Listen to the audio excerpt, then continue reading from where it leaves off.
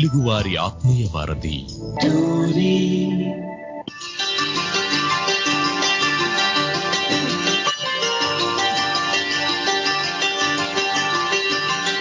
పాటల పల్లకిలోన చిగురాకుల సవ్వడిలోన నిరంతరం వసంతమే సంగీతం.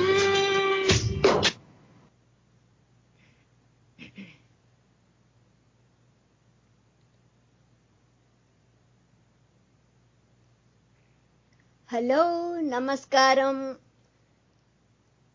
తెలుగువారి ఆత్మీయ వారధి టోరీలో ప్రసారమవుతున్న పాటల పల్లకి కార్యక్రమానికి ప్రపంచం నలుమూలలా ఉన్న తెలుగువారందరినీ మీ దుర్గా ఈరోజు ప్రత్యేక కార్యక్రమానికి ఆహ్వానిస్తుంది.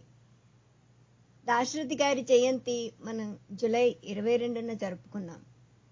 ఆ సందర్భంగా ఈరోజు మీకోసం ఒక ప్రత్యేక కార్యక్రమాన్ని తీసుకొచ్చాను. యువ కవి, రీసెర్చ్ స్కాలర్ శరత్ చంద్ర గారితో ఇంటర్వ్యూ. ఆయనతోనే ఎందుకు ఇంటర్వ్యూ అంటారా? ఆయన దాశరథి గారి సాహిత్యంపై రీసెర్చ్ చేస్తున్నారు కాబట్టి. సో గత వారం మేము ఒక చిన్న కవి సమ్మేళనం చేసుకున్నాము, ఎంపవర్ పీపుల్ ఆర్గనైజేషన్ వాళ్ళు ఆర్గనైజ్ చేసినప్పుడు. సో అందులో కవి యాకూబ్ గారు, శిలాలలిత్ గారు, మహజబీన్ గారు, మర్సీ మార్గరెట్ అండ్ మన యువ కవి శరత్ చంద్ర గారు కూడా పార్టిసిపేట్ చేశారు. అందులో ఆయన దాశరథి గారి గురించి ఒక కవిత చదివారు. అంతే, ఆయన కవిత చదవడం నన్ను ఎమోషనల్ చేసేయడం అయిపోయింది. ఆ తర్వాత ఆలోచించాను, మామయ్య జయంతి వస్తుంది కదా, ఆయన ఇంటర్వ్యూ చేద్దామని. కానీ అర్లీ మార్నింగ్ కొన్ని రికార్డ్ చేశాను, కానీ ఇదైతే నాకు లైవ్ చేస్తే బాగుండు అనిపించింది. సో ఒక 2 రోజులు మేము మనసుపడి అడిగేశాను. అండ్ ఈ సెడ్ ఓకే చేద్దాం మేడం అన్నారు. ఆ తర్వాత కొంచెం ఒక 1 hour అహెడ్ అయితే బాగుంటుందేమో, 3:30 అంటే అర్లీ మార్నింగ్ కదా వాళ్ళకి ఇక్కడ. సో అరవింద గారిని అడిగాను, ఆవిడ ఒప్పుకున్నారు. సో థ్యాంక్ యూ అరవింద గారు, thank you so much for giving your time and really appreciate it. So అందుకని ఈ ప్రోగ్రామ్ చేస్తున్నామండి మీ అందరి కోసం.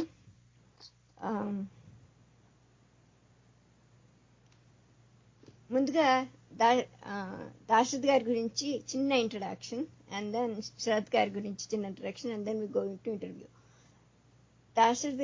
దాశరథి గారి చిన్నగూడూరు, వరంగల్ జిల్లాలో జన్మించారు. తండ్రి గారు దాశరథి వెంకటాచార్యులు, తల్లి వెంకటమ్మ. ఆయన గురించి లైఫ్ డీటెయిల్స్ చెప్పేటప్పుడు కానీ రాసేటప్పుడు కానీ నాకు మా అమ్మ వారి బాల్యం గురించి, పెదమామయ్య, చిన్నమామయ్యల గురించి చెప్పినవే గుర్తొస్తుంటాయి. బుక్స్లో చూసినవి రాయడం కంటే నాకు అవే చాలా ఎక్కువ గుర్తొస్తూ ఉంటాయి. ఇంట్లో తాతయ్య తెలుగులో మాట్లాడవద్దని, సంస్కృతంలోనే మాట్లాడాలని ఆంక్షలు పెట్టేవాడంట. పెద్దమామయ్య అందుకు ఎదురు తిరిగితే ఆయనకి చాలా కోపం వచ్చేదని చెప్పేదమ్మ. కేవలం సంస్కృతమే మాట్లాడాలన్న కుటుంబం నుండి వచ్చిన ఆయన బహుభాషా కోవిదుడయ్యాడు. ఆయన మాటల్లోనే, నా పాత మిత్రులెవరో తెలుసా? గాలిబు, కాళిదాసు. నా కొత్త మిత్రులు నజ్రుల్ ఇస్లాం, టాగోర్. అలాగే మంచి కవిత్వం ఏ భాషలో ఉంటే అది నా భాష. మంచి కవి ఎవరైతే అతడు నా మిత్రుడు అన్నారు. నిజాం నిరంకుశ పాలనపై గళమెత్తి ప్రజలను చైతన్యవంతులను చేసిన ధీరుడు. నిజాం రాజు తరతరాల బూజు అను జైలు గోడల మీద రాసినవాడు. ముసలి నక్కకు రాచరికంబు దక్కునే అని గర్జించాడు. అగ్నిదారలు కురిపించాడు, తిమిరంతో సమరం చేశాడు, ఎన్నో కవితాఖండాలు రచించాడు. అక్కడితో ఆగలేదు. ఆయనకి ఇష్టమైన గాలిబ్ గజల్స్ని తెలుగుకరించాడు, కథలు రాశారు, నాటికలు రచించారు, సినీ గీతాలు రాశారు. ఆల్ ఇండియా రేడియోలో పనిచేసినప్పుడు దేశభక్తి గీతాలు, లలిత గీతాలు రచించారు. ఇలా ఆయన అన్ని ప్రక్రియల్లో రచించడం జరిగింది. నేను జనవరిలో ఇండియాకి వెళ్ళినప్పుడు దాశరథి వచన రచనలు అనే పుస్తకం ఇచ్చింది ఇందిరా దాశరథి, మా బుజ్జోదిన. అందులో దాశరథి సాహిత్య వ్యాసాలు, పీఠికలు ఉన్నాయి. ఈ మధ్యన చదవడం మొదలుపెట్టాను. అందులో ఒక వ్యాసంలో ఆధునిక కవులు ఎలా ఉండాలి అనే విషయం గురించి రాశారు. మొట్టమొదట ఆధునిక కవుల్లో ఉండవలసిన లక్షణం మతాన్ని గురించిన దృష్టి లేకపోవడం. మతం ఈనాటి లోకంలో మానవుడికి ఉపాధేయం కాదు. ఇప్పుడు అలాగే గతాన్ని గూర్చి వలపోసిన రోజులు పోయినాయి. ఇప్పుడు కవి భవిష్యత్ దృష్టి కలవాడై ముందుకు సాగాలి.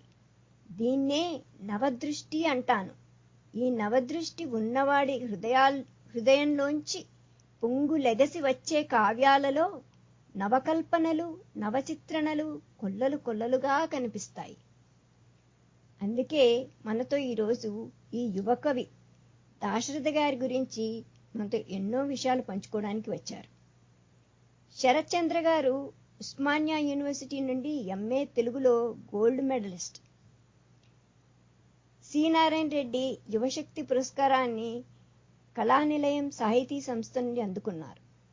తెలుగు యూనివర్సిటీ వారు గౌరవ అతిథిగా ఆహ్వానించి దాశరథి గారి సాహిత్యం గురించి ఉపన్యాసం ఇమ్మన్నారు. ప్రస్తుతం Rajiv Gandhi university of knowledge technologies బాసర్లో అసిస్టెంట్ ప్రొఫెసర్గా పనిచేస్తున్నారు. అన్ని రకాల కవితలు రాస్తూ ఉంటారు. వందల సంఖ్యలో వ్యాసాలు, ఆర్టికల్స్, కవితలు రాసినవి పలు వార్తాపత్రికలు, వారపత్రికల్లో ప్రచురితమయ్యాయి.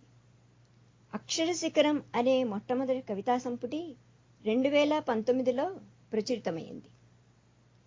మనం ఇంతకు ముందు చెప్పినట్టుగా దాశరథి గారు ఎన్నో ప్రక్రియల్లో రచనలు చేశారు. ఈరోజు మనం ఆయన సినీ గీతాల గురించి శరత్ గారిని అడిగి మనకు తెలియని విషయాలు తెలుసుకుందాం. నమస్కారం శరత్ గారు. నమస్కారం దుర్గా గారు. బాగున్నారా? బాగున్నానండి. మీరు బాగున్నారా? బాగున్నానండి. మిమ్మల్ని పొద్దున్నే లేపేశాము. అయ్యో అట్లా లేదండి. దాశరథి గారు అంటే శరత్ గారు, ముందుగా మనకి తెలుగు కవుల్లో చాలా మంది ఉన్నారు కదా? అవును అవును. అంతమంది తెలుగు కవులు ఉండగా మీరు దాశరథి గారి సాహిత్యాన్నే మీ రీసెర్చ్ సబ్జెక్ట్గా ఎందుకు ఎంచుకున్నారు? మీకు దాశరథి గారంటే ప్రత్యేక అభిమానానికి కారణం ఏంటి? మంచి ప్రశ్న అడిగారండి దుర్గా గారు. నేను 7వ తరగతి చదివేటప్పటి నుంచే నేను దాశరథి గారి సాహిత్యాన్ని చదువుతున్నాను. మా నాన్నగారు ప్రముఖ కవి తిరునగరి శ్రీనివాస స్వామి గారు. ఆయన చాలా కవితా సంపుటాలు రాశారు. చాలా పద్యాలు, గేయాలు చాలా రాశారు. వారి కవితా సంపుటిలో దాశరథి గారి గురించి ఒక కవిత ఉంది. అది మా నాన్నగారు దాశరథి గారు పరమపదించినప్పుడు వారికి నివాళిగా రాశారంట. అప్పుడు మా నాన్నగారి వయసు 15 సంవత్సరాలు, అంటే 10th క్లాస్ చదువుతున్నారు అప్పుడు. ఆయన పోయినప్పుడు ఈయనకి 15 సంవత్సరాలా? మా నాన్నగారికి 15 సంవత్సరాలు దాశరథి గారు పోయినప్పుడు. ఆ కథ అశ్రుతర్పణమని, వెన్నను మించిన మెత్తని హృదయం ఉన్నవాడు మా దాశరథి, వెన్నెల కాంతిని మరపించే గుణం ఉన్నవాడు మా దాశరథి అనేటువంటి కవిత. ఆ కవిత నేను నాన్నగారు నాకు ఒకసారి చదివి వినిపిస్తూ, దాశరథి గారని నాకు చాలా నచ్చినటువంటి కవి, నాకు చాలా అభిమాన కవి, నేను వారి రచనలు బాగా చదువుతుంటానని నాన్నగారి ద్వారా నేను దాశరథి గారిని తెలుసుకున్నాను. నాకు అట్లా దాశరథి గారి కవిత్వం అన్నా, దాశరథి గారన్నా చాలా మక్కువ ఏర్పడింది. వారి రచనలు, వారి యొక్క కవితలు అన్ని కూడా నాకు ఒక్కొక్కటి నేర్పించడం, ఓ ప్రతి పద్యం, ప్రతి గేయం. అట్లా నేను ఇంటర్మీడియట్ వరకే దాశరథి గారు రాసినటువంటి 40 పుస్తకాల్లో 25 పుస్తకాలు నాకు కంఠత వచ్చు. వావ్. ఇప్పటికీ దాశరథి గారు రాసినటువంటి కవితలు దాదాపు 650 కవితలు, వారు మొత్తం కవితలు 650 కవితలు రాశారు, అన్ని పుస్తకాల్లో కలిపి. అవన్నీ నాకు ఇంచుమించుగా దాదాపు అన్ని కంఠత వచ్చు. అట్లా నాకు చిన్నప్పటి నుంచి దాశరథి గారంటే ఎంతో మక్కువ. నాకు అట్లా నేను రాసినటువంటి అక్షర శిఖరంలో కూడా దాశరథి గారి కవిత ఉంది.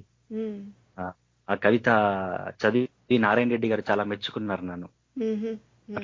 దాశరథి చిన్నప్పటి నుంచి అట్లా వారి రచనలు చదవడం. మాకు ఎస్ఎస్సిలో కూడా వారి పాఠం ఒకటి ఉండేది, అమృతాభిషేకం నుంచి తామసి అని ఒక పద్య కవిత, అది మాకు సిలబస్ లో ఉండేది. అట్లా వారి రచనలు చిన్నప్పటి నుంచి ఎక్కువ దాశరథి గారు, నారాయణ రెడ్డి గారు, శ్రీశ్రీ గారు వీళ్ళ యొక్క రచనలు ఎక్కువ చదవడం నాకు అలవాటు. అంతేకాకుండా చాలా మంది కవులకి దాశరథి గారికి తేడా ఉంది. ఏంటంటే దాశరథి గారికి ఉద్యమ నేపథ్యం ఉంది. వారి కవిత్వంలో ప్రజలే వస్తువులు, ప్రజాబలం ఉంది. దాశరథి అన్నారు ఒక చోట, నా పేరు ప్రజాకోటి, నా ఊరు ప్రజావాటి అన్నారు. ప్రజాబలం ఉంటేనే కవిత్వాలు రాజ్యాలు అన్నారు ఆయన. అట్లా దాశరథి గారి కవిత్వంలో ఆ ప్రజాబలం ఉంది. అంతేకాకుండా బహుహీనమైన ప్రతిభ వారిది. వారన్ని ఇంతకుముందు చెప్పినట్టుగా అన్ని ప్రక్రియల్లో రాశారు. పద్యాలు, గేయాలు, గజళ్ళు, రుబాయిలు, నాటికలు, నవల కూడా రాశారు, కథలు రాశారు. ఇట్లా చాలా ప్రక్రియల్లో వారు రచనలు చేశారు. నాకు తెలిసి చిన్న వయసులో, అంటే 24 ఏళ్ల వయసులోనే మహాకవి అనిపించుకున్న వారంటే ఒక్క దాశరథి గారే. వారికి 24 ఏళ్లకే అభివృద్ధి వచ్చింది. అంత విశ్వనాథ సత్యనారాయణ లాంటి మహాకవుల చేతనే పిట్ట కొంచెం కూత ఘనం అనిపించుకున్నారు. అంత గొప్ప కవి. అట్లా ఆయన గట్టివాడు అన్నారు కదా, పొట్టివాడు గట్టివాడు అన్నారు. ఆయన వేదికెక్కి కవితలు చదువుతుంటే కూడా కంచు కంఠం ఇట్లా మోగిపోయేదంట. రంగాచార్య గారు అంటారు మన ఒక చోట, మా అన్నగారు ప్రధానమంత్రితో అయినా పసిపిల్లాడితో అయినా ఒకే రకంగా మాట్లాడేటువంటి వ్యక్తిత్వం. వారి కవిత్వం ఎంత ఉన్నతమైందో వ్యక్తిత్వం అంత ఉన్నతమైంది. అట్లా మేము చూసాము.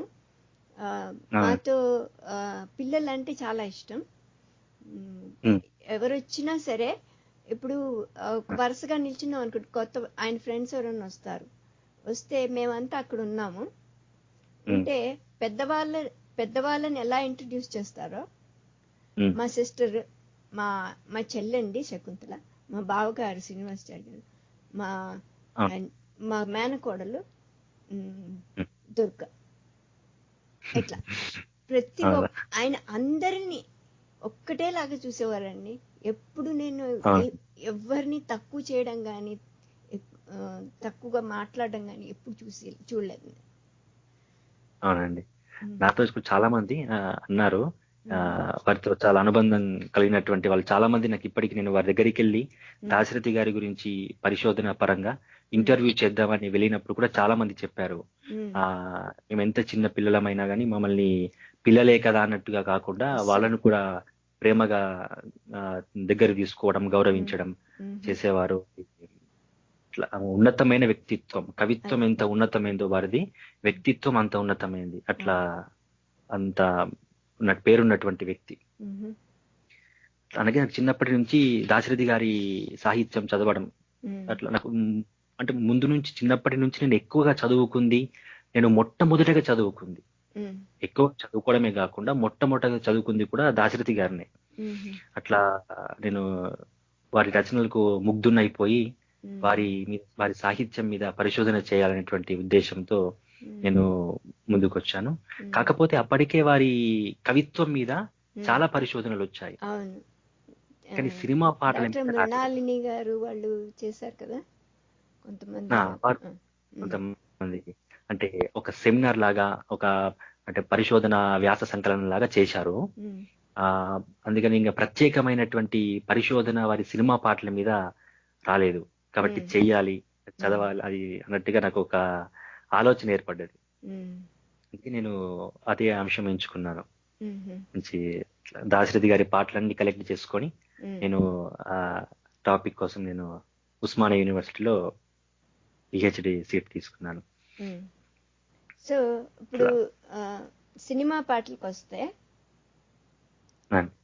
దాశరథి గారి సినీ గీతాల్లో నాకు కనిపించేది అయితే సింపుల్ వర్డ్స్, సులభమైన పదాలతో అందరికి అర్థమైన రీతిలో అందంగా రాయడం నాకు కనిపించే ప్రత్యేకత. మీకు ఏం ప్రత్యేకత కనిపిస్తుంది ఆయన పాటల్లో? నాకు కూడా అదే కనిపిస్తుంది. ఎందుకంటే దాశరథి గారి కవిత్వంతో సినిమా పాటల్ని పోల్చి చూడలేము. ఎందుకు అంటే కవిత్వం అంటే పండితుడు మాత్రమే చదువుకోగలడు, అంటే పుస్తకం నాలెడ్జ్ ఉన్నటువంటి వాడు మాత్రమే చదువుకోగలడు. సినిమా పాట అలా కాదు, చదువు రానటువంటి వాడిని కూడా సినిమా పాట అలరిస్తుంది. కాబట్టి సినిమా పాటకు భాష వేరుండాలి.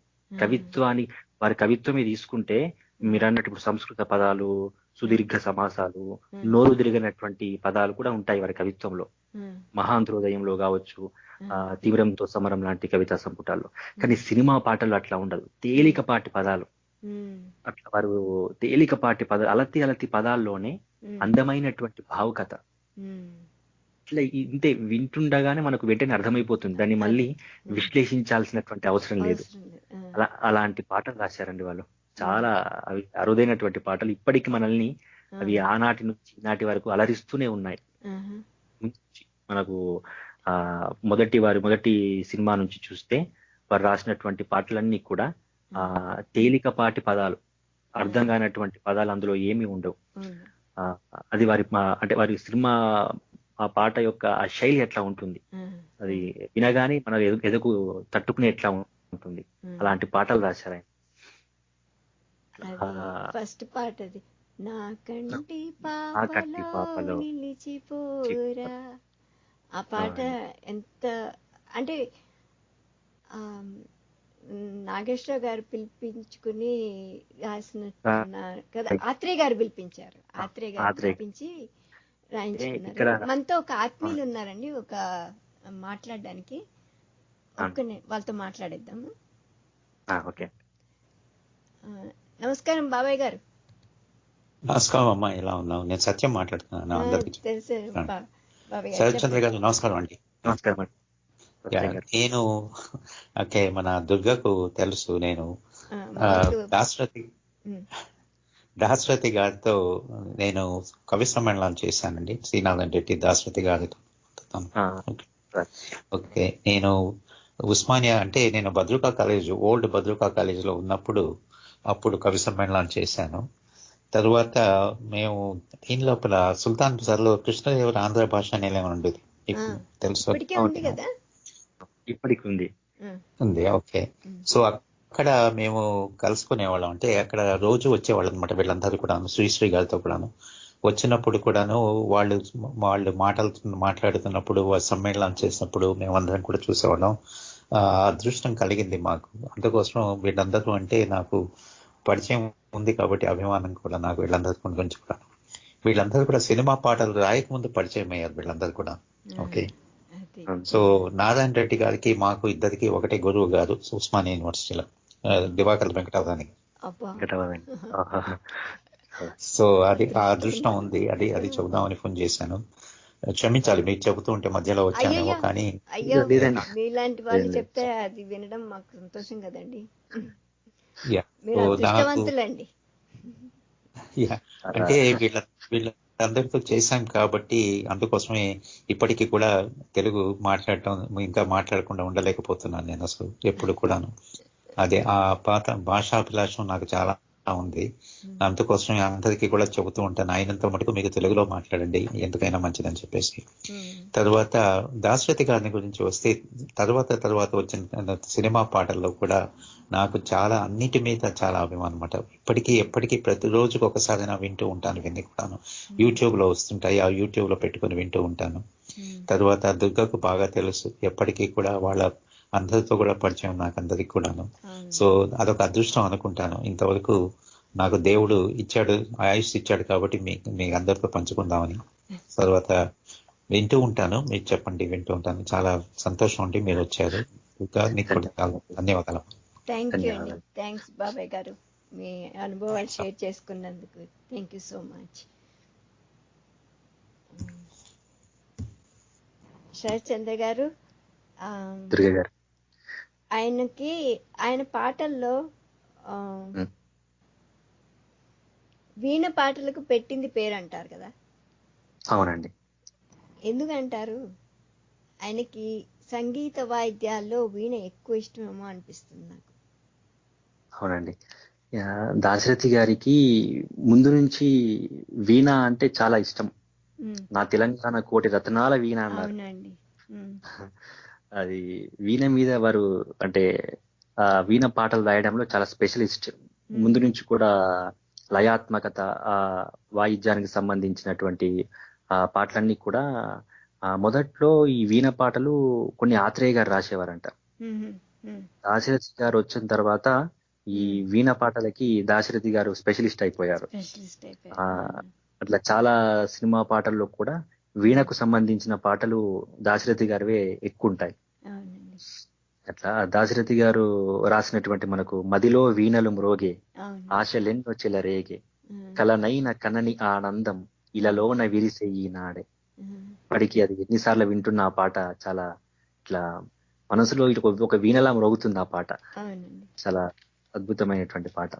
అంటే ఇక్కడ మన వస్తువు వీణ కావచ్చు, అంటే మనకు వీణ అంటే ఇక్కడ మనకు ఇన్స్ట్రుమెంట్ వీణ ఉండొచ్చు, కానీ ఆ వీణకు సంబంధించి అది డివోషనల్ కావచ్చు, లేకుంటే రొమాంటిక్ కావచ్చు, ఏది రాసినా భావము ప్రధానము. అక్కడ వస్తువు వీణను తీసుకున్నప్పటికీ కూడా ఆయన భావానికి ప్రాధాన్యం ఇచ్చి పాట రాసేవారు. వీణ పాటల్లో ట్రాజడీ ఉన్నాయి, డివోషనల్ ఉన్నాయి, అంతేకాకుండా మనకు ఈ లవ్ సాంగ్స్ ఉన్నాయి, ఇలా చాలా ఉన్నాయి. అంటే అన్ని భావాల పరంగా వీణను ప్రధానమైనటువంటి వస్తువుగా చేసుకొని ఆయన పాటలు రాశారు. అట్లా ఈ ఆత్రేయ గారు మనసు పాటలకి ఎట్లా ఒక ముద్ర ఉందో, దాశరథి గారి వీణ పాటలకి, భక్తి పాటలకు ఒక ముద్ర ఉంది. అట్లా అందుకే వారికి అంటే ముందు నుంచి వీణ అంటే చాలా ఇష్టం. ముందు నుంచి వారు కూడా ఒక చోట ఒక మా వ్యాసంలో కూడా చెప్పుకున్నారు, ముందు నుంచి ఎందుకు వీణ అంటే చాలా ఇష్టం, ఉగాది పండగ అంటే చాలా ఇష్టం అని ఇట్లా కొన్ని వారికి నచ్చినటువంటివి చెప్పుకున్నారు. వారి కవితల్లో కూడా ఉగాదికి సంబంధించిన కవితలు, పాటలు, వీణకు సంబంధించిన పాటలు చాలా మనకు కనబడతాయి. వీణ గురించి నేను ఈ మధ్యన ఒక చెప్పాను కదా, దాశరథి వచన రచనలు ఆయన బుక్ తెచ్చుకున్నాను కదా, అందులో శ్రీనారాయణ రెడ్డి గారు ఒక కవితలో వల్లకి వల్లికలు అన్నదానికి ఈయన ఎలా ఇచ్చారు చూడండి, దానికి ఎక్స్ప్లెనేషన్.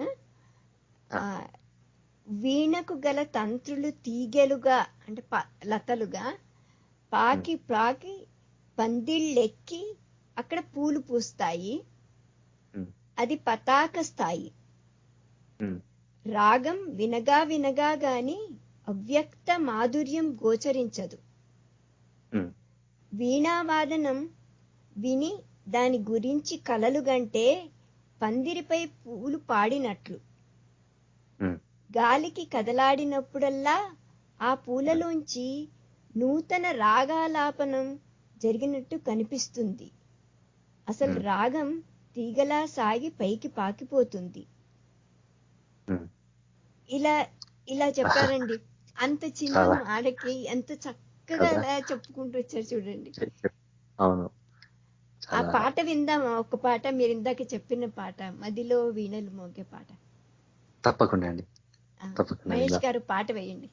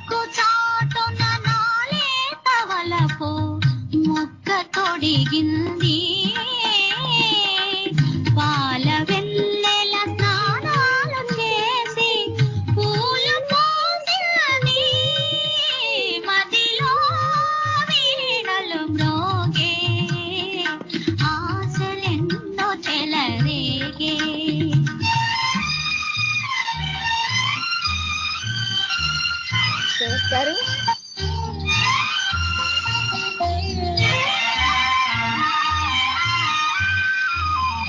కెరటాల వెలుగు చెంగలువా నెలరాజు పొందుకోరేను కెరటాల వెలుగు చెంగలువా నెలరాజు పొందుకోరేను అందాల తారయై మెరిసి చెలికాని చెంత చేరేను మదిలో వీణలు మ్రోగే ఆశలెన్నో చెలరేగే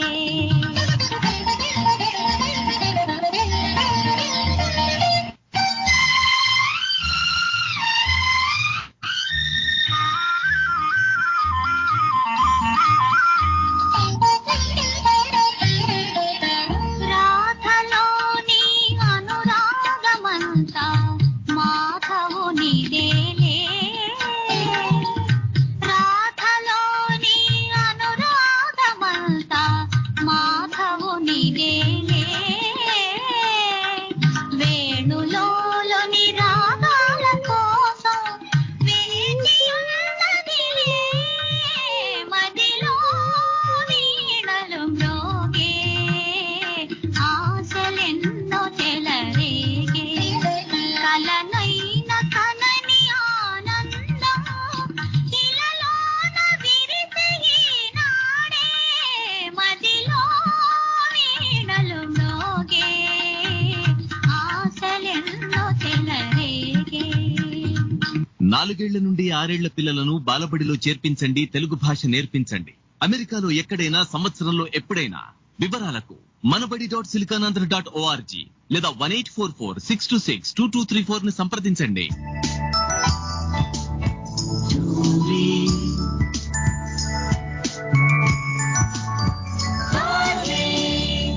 తెలుగువారి ఆత్మీయ వారం. వెల్కమ్ బ్యాక్ టు టోరీ అండి. ఈరోజు మనం డాక్టర్ దాశరథి గారి జయంతి జరుపుకున్న సందర్భంగా యువకవి రీసెర్చ్ స్కాలర్ శరత్ చంద్ర గారితో దాశరథి గారి గురించి మాట్లాడుతున్నాము. ఆయన రాసిన పాటల గురించి ముఖ్యంగా. శరత్ చంద్ర గారు హలో ఉన్నారా? హలో అయితే ఆ, ఆయన రాసిన పాటల్లో ఆ, అన్ని రకాల పాటలు రాశారు కదా. అంటే అవునండి. రొమాంటిక్ సాంగ్స్ కానివ్వండి, ఆ, భక్తి పాటలు కానివ్వండి, ఇంకా అవును. దేశభక్తి గీతాలు, ఆ, దేశభక్తి. ఇలా అన్ని రకాలవి, అన్నదమ్ముల పాటలు, అన్నా చెల్లెల చాలా. పాటలు, ఆ, అవునండి. అన్నా చాలా చెల్లెల పాటలు కూడా ఆయన పెట్టింది పేరు అనేవారు ఆ అప్పుడు. పెట్టింది పేరు. ఆ, అవును. ఆ ఆ పాటలు ఆయనకి చెల్లెళ్ళు అంటే చాలా ఇష్టమని అవును. అలా పాటలు రాసేవారు. ఆ పాటల్లో తన ప్రేమను చూపించేవారని మా అమ్మ వాళ్ళు చాలా మురిసిపోతుండే వాళ్ళు అనమాట. అవునా. చాలా అవునండి. నిజంగా అండి. ఆయన పాటలు, అన్నా చెల్లెల పాటలు అంటే వాళ్ళకి చాలా చాలా ఇష్టం. ఆ, సో మీ ఆ పాటల్లో ఆ, మీకు బాగా నచ్చిన అవి కొన్ని చెప్పండి. అంటే పాటలు కాదు, ఆయన రాసే విధానం కానివ్వండి, ఆ, సన్నివేశానికి తగ్గట్టు ఆయన రాయడం, తగ్గట్టుగా దాని గురించి కొంచెం చెప్పండి.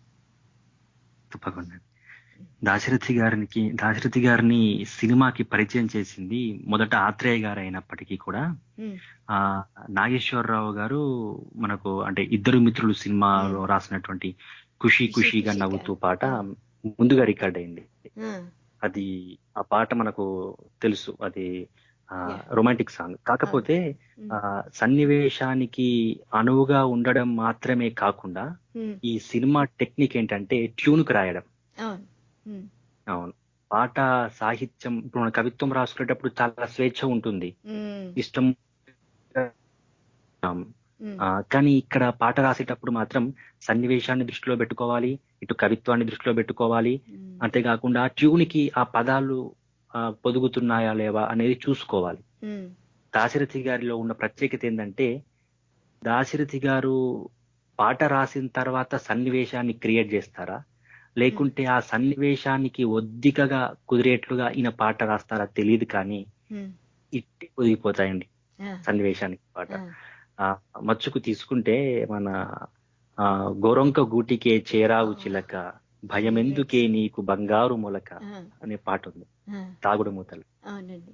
ఎన్టీ రామారావు గారు ప్రత్యేకంగా పిలిచి అన్నారంట, ఆ, సన్నివేశానికి ఇంత అనుకువగా ఉండేట్లు పాటలు రాయడం అనేది నేను దాశరథి గారిని చూస్తున్నాను. అక్కడ ఉమ్.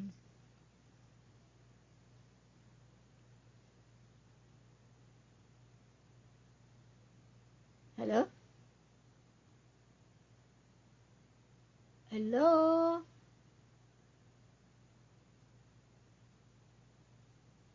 మహేష్ గారు, ఏమైందండి? ఏంటండి? మాకు వినపడలేదు, మీరు ఇంతసేపు మాట్లాడింది కట్ అయినట్టుంది.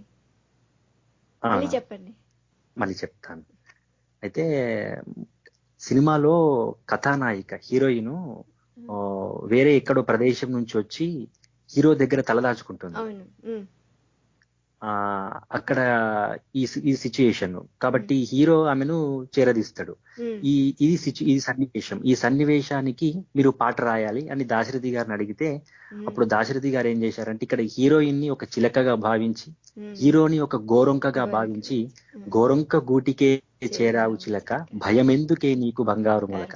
అంటే నా దగ్గరకు వచ్చేసావు కాబట్టి నీకేం భయం లేదు అంటే ఇక్కడ హీరో ఇండైరెక్ట్ గా ఆమెను చేరదీయడం అనేటువంటి, అంటే ఈ పాట రూపంలో ఆ సన్నివేశాన్ని క్రియేట్ చేయడం అనేటువంటిది ఇక్కడ కనబడుతుంది.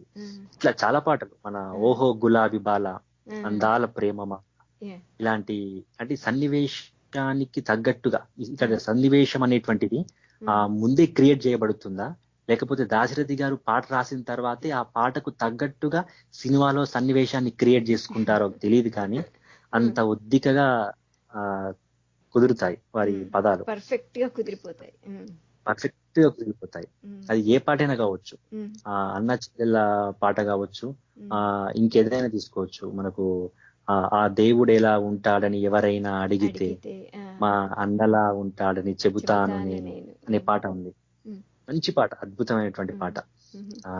ఏదైనా రొమాంటిక్ తీసుకున్నా ఏది తీసుకున్నా కానీ అనురా ఎన్నో జన్మల పుణ్యఫలం పాట కూడా చాలా అంటే సన్నివేశానికి తగ్గట్టుగా అంటే పాటలు ఇక్కడ కవిత్వాన్ని, సంగీతాన్ని, సన్నివేశాన్ని మూడింటిని దృష్టిలో పెట్టుకొని సినిమా పాటలు రాసినటువంటి కవులు అంటే మనకు ఇటు కవిత్వ రంగంలో రాణిస్తూనే అటు సినీ రచయితగా రాణిస్తూ అట్లా అంటే ఒకే కాలంలో ఈ రెండు కోణాలను పట్టుకోవడం అనేటువంటిది తక్కువ కనబడతారు మనకు కవులు.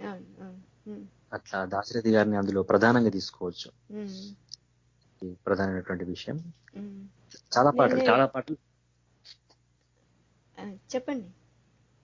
చాలా పాటలు ఇట్లా సన్నివేశానికి ఒదిగిపోయేట్లనే రాశారు. దేశభక్తి గీతాలు కూడా మన ఇది సుడిగుండాల సినిమాలో రాశారుగా, ఒకటి బుర్రకథ రాశారండి. వినరా సోదర భారత యోధుల విజయ గాథ నేడు అని రాశారు. అది మన స్వాతంత్ర సమర యోధుల స్వాతంత్ర సంగ్రామాన్ని పాట మొత్తంలో చిత్రీకరించారు. ఆ పాట రాసిన తర్వాతనంట అది 20 minutes వరకు ఉంటుందండి పాట సినిమాలో. ఆ పాట రాసిన తర్వాత డైరెక్టర్ గారు అన్నారంట, సన్నివేశానికి ఎంతో అద్భుతంగా ఒద్దికగా కుదిరింది, నేను దీనికి డబుల్ రెమ్యునరేషన్ ఇస్తాను మీకు అని దాశరథి గారితో అన్నారంట. అప్పుడు నేను తీసుకోనండి, నాకు వద్దు, ఎందుకంటే నేను ఒక స్వాతంత్ర సమర యోధుడిని, క్విట్ ఇండియా ఉద్యమంలో పాల్గొన్నాను నేను, ఇది దేశానికి ఇది నాకు గుర్తుగా ఒక బహుమానంగా నేను ఈ పాటను ఇస్తున్నాను కానీ నాకు డబ్బులు వద్దని అన్నారంట. అంటే అట్లా అంటే సినిమా రంగంలో చాలా మంది ఒక వ్యాపార దృష్టితో పాటలు రాసేటువంటి రచయితలు ఉంటారు చాలా మంది, కానీ ఒక అంటే ఏ దాపరికం లేకుండా ఎలాంటి స్వార్థం లేకుండా ఒక నిజాయితీ పరమైనటువంటి పాటల రచయితగా మనము వారిని చూస్తాం. అట్లా అది ఏ పాట రాయించుకొని డబ్బులు ఇయ్యని వాళ్ళు కూడా చాలా మంది ఉన్నారంటండి. అవునండి, చాలా మంది పోనీలే పాపం ఏదో కష్టాల్లో ఉన్నట్టున్నారని వదిలేసేవారంట. ఇంకొకటి ఈ విషయం మీరు అంటుంటే నాకు ఒకటి గుర్తొచ్చింది. రంగుల రాట్నం సినిమాలో నడిరే ఏ జాములో పాటకి వారు డబ్బులు పాట అండి. మా అత్తయ్యకి చాలా ఇష్టం, భార్యకి దాశరథి మామయ్య చాలా ఇష్టమైన పాట. చాలా ఇష్టమైన పాట అది. నడిరే ఏ జాములో పాటకి వారు డబ్బులు తీసుకోలేదంట. అప్పుడు అన్నారంట, స్వామివారి మీద రాశాను కదా, దానికి డబ్బులు ఎందుకులే అన్నట్టుగా మళ్ళీ తర్వాత ఇవ్వకపోయినా అడగలేదంట వారు. అది అట్లా ఆ పాట వింటుంటే నాకు చిన్న సన్నివేశం గుర్తొచ్చింది, మీకు చెప్తాను. ఈ పాట ఉంది కదా నడిరే ఏ జాములో పాట, దాంట్లో ఇది ఇప్పటికీ అలాంటి సాంగ్ సినిమాలో రాలేదు. చాలా డివోషనల్ సాంగ్స్ వచ్చాయి కానీ ఇక్కడ వెంకటేశ్వర స్వామికి తన బాధను చెప్పుకుంటున్నట్టు ఎక్కడ కనబడదు, అమ్మవారికి చెప్పుకుంటున్నట్టు కనబడుతుంది పాట మొత్తం కూడా. అంటే శ్రీ వైష్ణవ సంప్రదాయంలో పురుషకారం అనే ఒక పద్ధతి ఉందండి. బాధని తండ్రికి చెప్పడం కంటే ముందు తల్లికి చెప్పుకోవాలి. ఎందుకంటే తండ్రి కంటే తల్లి మనసు చాలా సున్నితమైంది, తొందరగా కరిగిపోతుంటుంది. కాబట్టి అందులో తప్పేదైనా ఉంటే తల్లి సరిచేసి తండ్రికి రాక ఆ విషయాన్ని సిఫారసు చేస్తుంది. అట్లా అంటే ఈ విషయాన్ని తల్లికి చెప్పి తల్లి ద్వారా తండ్రికి సిఫారసు చేయించేటువంటి పద్ధతి రామదాసు గారు చేశారు. నన్ను బ్రోవమని చెప్పవే సీతమ్మ తల్లి అన్నారు. రామయ్యకి చెప్పలేదంట, సీతమ్మ తల్లికి చెప్పారు. ఎందుకంటే సీతమ్మ తల్లి ఆ బాధను అర్థం చేసుకొని తండ్రికి తెలియజేస్తుంది కాబట్టి. సేమ్ అదే కోణంలో ఈ పాట కనబడుతుంది.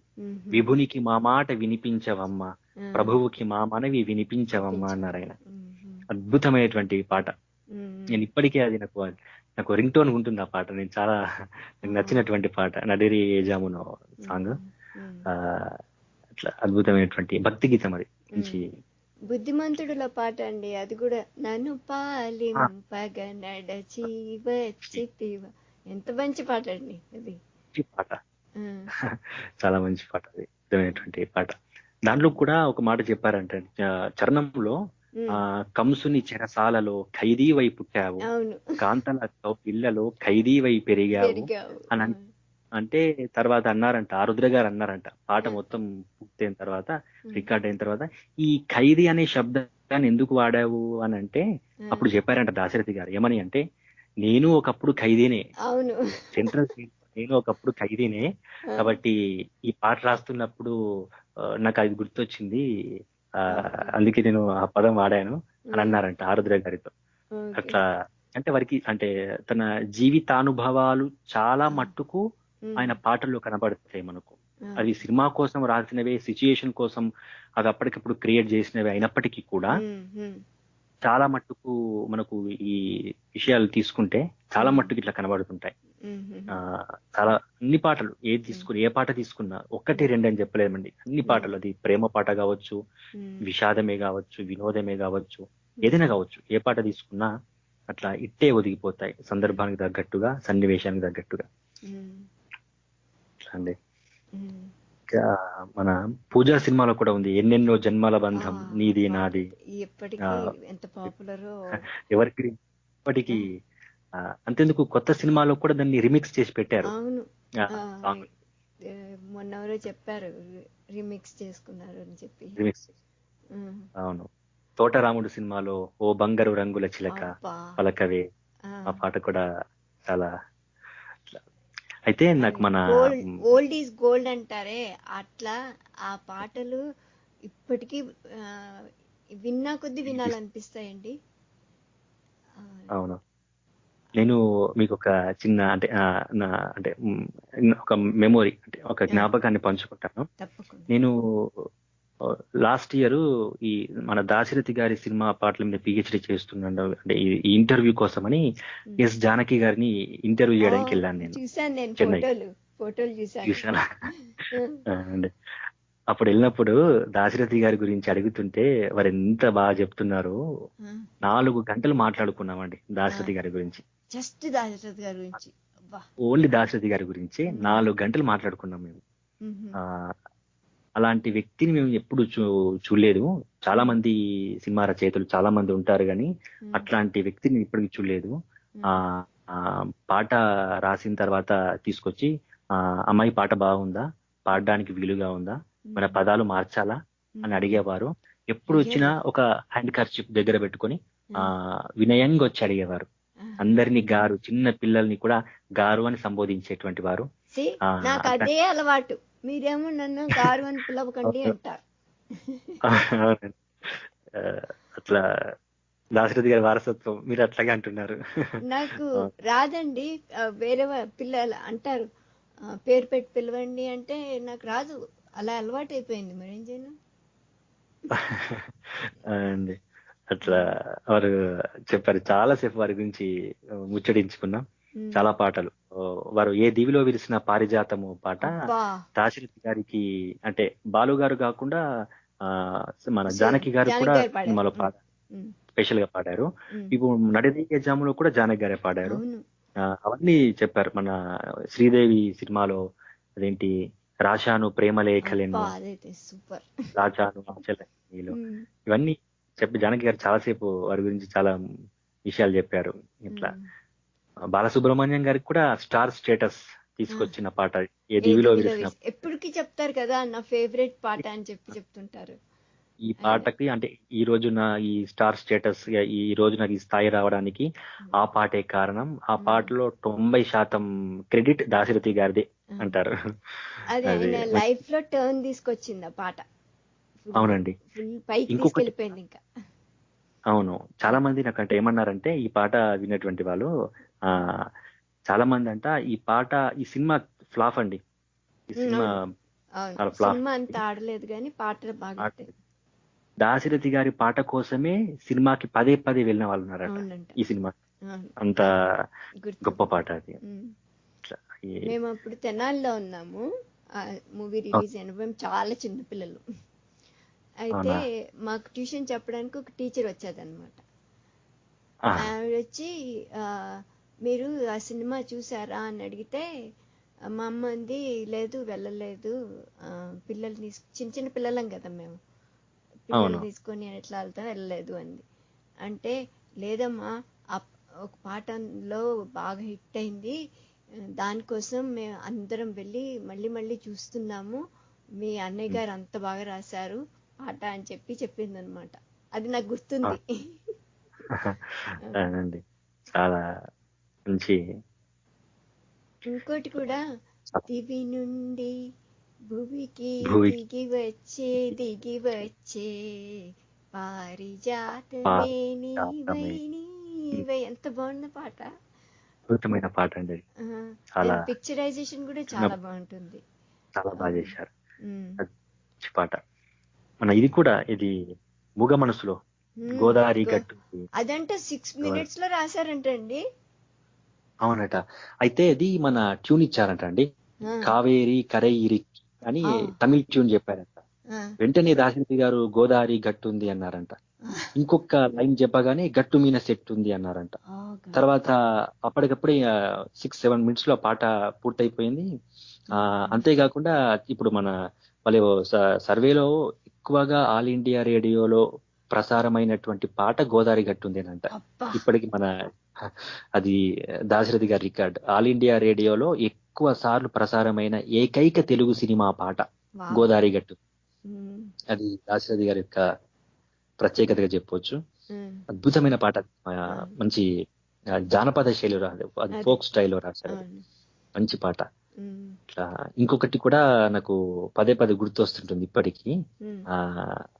అనుబంధాలు అంటే కుటుంబానికి సంబంధించినటువంటి పాటలు రాయడంలో ఇది నాది ఆడజన్మే సినిమాలో చిన్న పొన్నారి పువ్వు అన్న పాట. అది ఎక్సలెంట్ సాంగ్. పొన్నారి పువ్వు అదేనా? అదే ఆ పాటలో అంటే పుట్టబోయేటువంటి పిల్లవాడి గురించి భార్య భర్తలు పాడుకుంటుంటారు. అయితే ఫస్ట్ రాసినటువంటి లైన్స్ ఏవట అంటే దాశరథి గారు, ఏ చింత ఏవంత లేని పసివాడే నిజమైన మౌని అని రాశారంట. అంటే మౌని అంటే ఋషి అని అర్థం.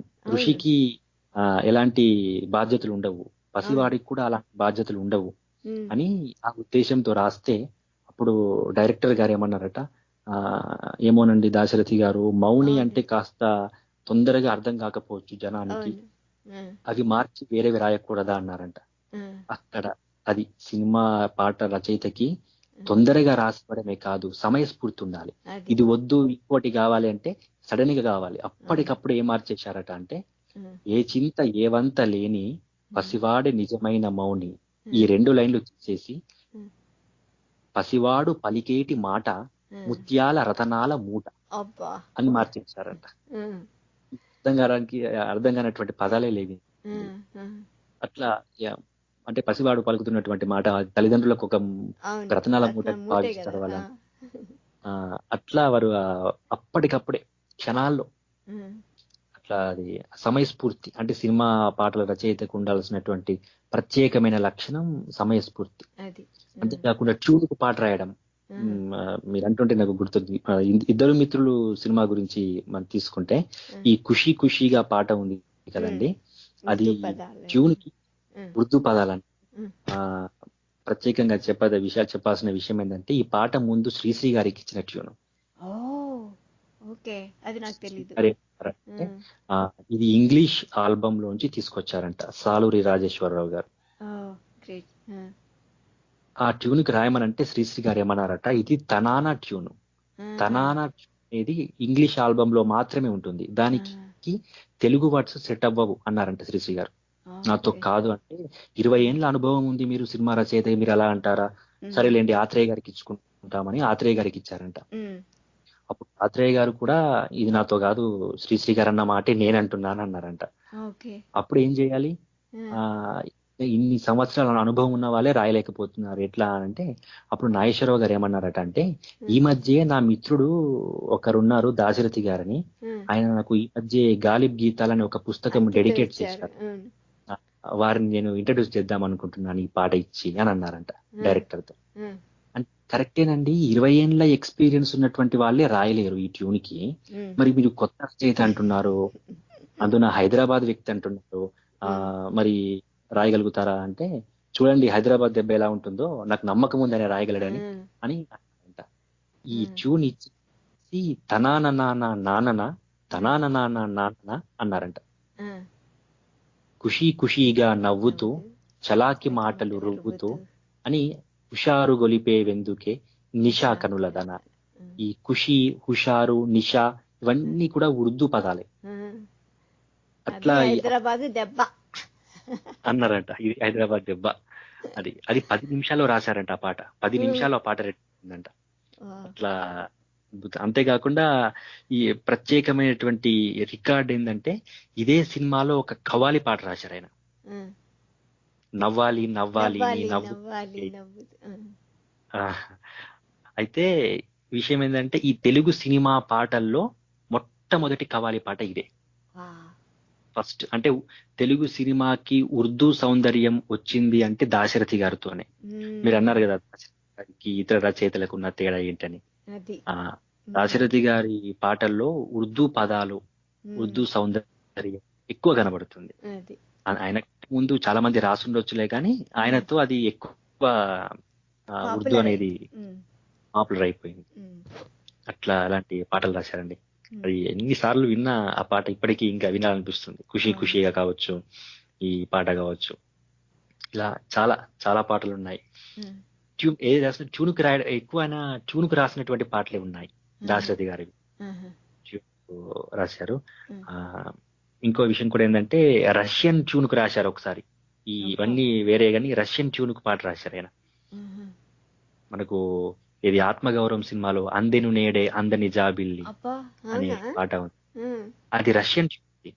అయితే అప్పటికే సాలు రాజేశ్వరరావు గారితో గొడవ పడ్డారంట ఆయన. ఏమని అంటే సాలూరి గారు అన్నారంట, ఇది రష్యన్ ట్యూన్ దాశరథి గారు, మీరు రాయలేరేమో అని నాకు అనిపిస్తుంది అన్నారంట.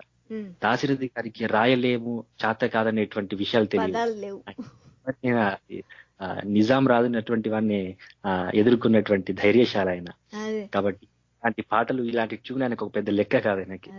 కాబట్టి ఆయన వెంటనే ఆ పాట రాసి అప్పటికప్పుడే అది వినిపించారంట. అప్పుడు అన్నారంట సాలూరి గారు, నాకు తెలుసు మీరు రాయగలరని, అలా కావాలని నేను మీరు అట్లా అన్నాను, మీరేం చేస్తారు రెచ్చగొట్టారట. అంత అది రష్యన్ ట్యూన్ కి రాసినటువంటి పాట. తెలుగు సినిమాలో రష్యన్ ట్యూన్ సాంగ్స్ తక్కువ ఉన్నాయి, అందులో ఇది ఒకటి. ఇట్లా చాలా ట్యూన్ కు రాయడం అలాంటి ఎక్స్పెరిమెంట్ చాలా చేసేవారు కదండి. చాలా చేశారు. అవును, చాలా కొత్త ఇన్స్ట్రుమెంట్స్ కొత్త కొత్త తీసుకురావడం. ఈ వీణ సంప్రదాయం కూడా ఎక్కువ ఆయనే చేశారు. ఆత్మీయులో ఇప్పుడు మనకు కనబడదు, మధ్యలో వీణలు మ్రోగే పాట కావచ్చు, ఈ వీణకు సంబంధించిన పాటల కోసం ఆ సంగీతపరమైనటువంటి ఆ లయాత్మకత, ఆ ట్యూన్ అంతా కూడా అది బాగా చేసేవారు ఎక్కువగా. ఆదుర్తి సుబ్బారావు గారు, సాలూరి గారు, దాశరథి గారు ఇప్పుడు కూర్చున్నారంటే ఒక అద్భుతమైన ఒక హిట్ సాంగ్ రెడీ అయిపోతుంది. అట్లా ఉంటుందండి వారి పాటలో కాంబినేషన్ వాళ్ళ కాంబినేషన్ అట్లా ఉండేది. Success combination. ఇంకోటి మీకు చెప్పాలి, ఇది అంటే ఇది దాదాపు ఎవ్వరికి తెలియనటువంటి ఒక విషయం ఏంటంటే మనకు దేవులపల్లి కృష్ణశాస్త్రి గారి పాట ఒకటి ఉంది మనకు, మంచి రోజులు వచ్చాయి ఈ సినిమాలో. నేలతో నీడ అన్నది నన్ను తాకరా, అది రాశారు, కొంచెం రాకపోతే అది రాశారంట. 3 చరణాలు రెడీ అయిపోయాయి. 3 చరణాలు రెడీ అయిపోయి పాట రాసి దేవులపల్లి గారు ఇచ్చేసి ఏటో ఊరికి వెళ్ళిపోయారంట. అప్పటికప్పుడు అది మార్చాలంటే అప్పుడు దేవులపల్లి గారు అన్నారంట, దాశరథి గారితో రాయించండి వీలైతే అని అన్నారంట. అట్లా దాశరథి గారు రాశారు చరణం. ఆ మాట అనడానికి కారణం కూడా ఏంటంటే దాశరథి గారు రాసినటువంటి అది నీవు రావు నిదుర రాదు నిలిచిపోయే ఈరేయి అనేటువంటి పాట ఉంది పూలరంగడు సినిమాలో. ఈ పాటనంట విన్న తర్వాత దేవులపల్లి గారు ఈ పాట గురించి ఒక ఉత్తరం రాశారంట బాలసుబ్రహ్మణ్యం గారికి.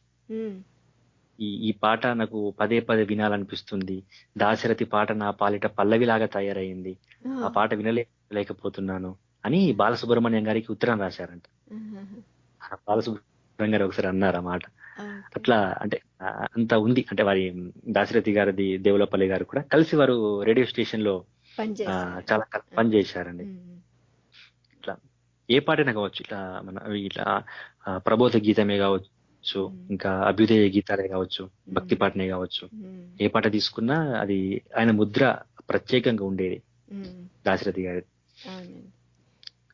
మనకు సమయం అయిపోవస్తుందండి. అసలు సమయం ఎట్లా అయిపోయిందో కూడా తెలియలేదు. మనం మాట్లాడుకుంటూ ఉంటే నేను అన్నాను కదా ఇంటర్వ్యూ ముందే మీతోటి, అసలు టైం సరిపోదండి అట్లాంటి వాళ్ళ గురించి మాట్లాడడానికి. మనం తీసుకున్నది ఒకటే చిన్న సబ్జెక్ట్ అయినా దాని గురించి కూడా ఒక్కో పాట గురించి ఒక్కో ప్రోగ్రామ్ చేసుకోవచ్చేమో. అసలు చేసుకోవచ్చు. చాలా చాలా సంతోషం అండి. మీరు వచ్చి మాకు ఇన్ని విషయాలు చెప్పినందుకు నాకు చాలా సంతోషంగా ఉంది. ఇన్ని విషయాలు మీరు పాటల గురించి చాలా చక్కగా చెప్పారు. దాశరథి గారి గురించి, పాటల గురించి అసలు సమయమే తెలీదు, మాట్లాడుతుంటే తెలియలేదు. థ్యాంక్ యూ సో మచ్ అండి శరత్ చంద్ర గారు. ధన్యవాదాలు, అవకాశం ఇచ్చింది చాలా ధన్యవాదాలు. అయ్యో అదేలేండి. థ్యాంక్ యూ సో మచ్ అండి. Thank you so much. Okay.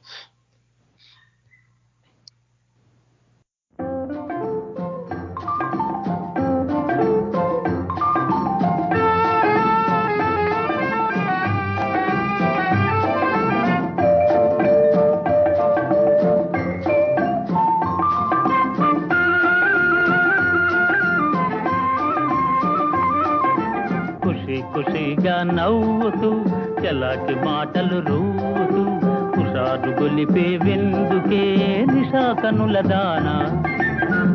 ఖుషిగా నవ్వుతూ చలాకి మాటలు రూతూ హుషారు గొలిపే వెందుకే నిశా కనుల దానా.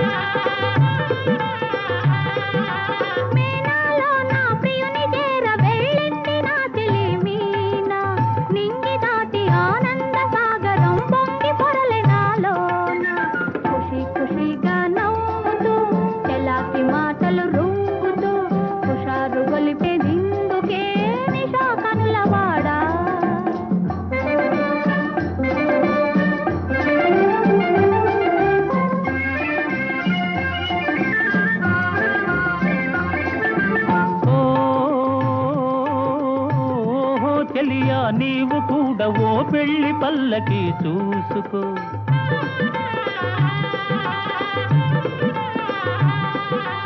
ఓహో చెలియా నీవు కూడా ఓ పెళ్లి పల్లకి చూసుకో. హాయి గొలుపు సన్నాయి పాటలో వలపు పాటలే వేసుకో.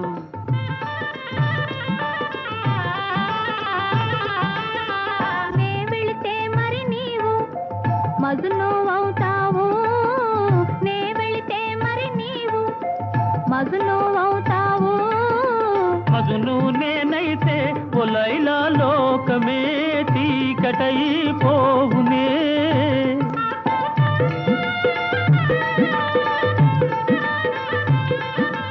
మజను నేనైతే ఓ లైలా లోకమే చీకటై పోవునే.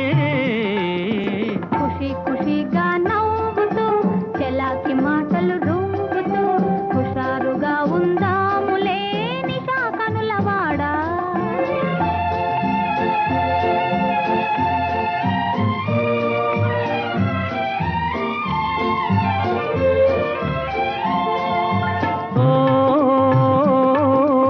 ఆకాశంలో ఇంద్రధనసుపై ఆడుకొందమానేడే.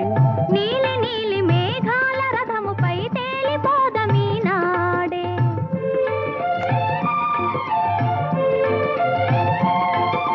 చంద్రుడు నేనై నీవు వెన్నెలై కలిసిపోదమా హాయిగా. నేను వీణనై నీవు నాదమై ఏకమోదమా తీయగా. ఖుషిగా నవ్వుతూ చలాకి మాటలు రూతూ హుషారుగా ఉందాములే హమేషా మజాగా.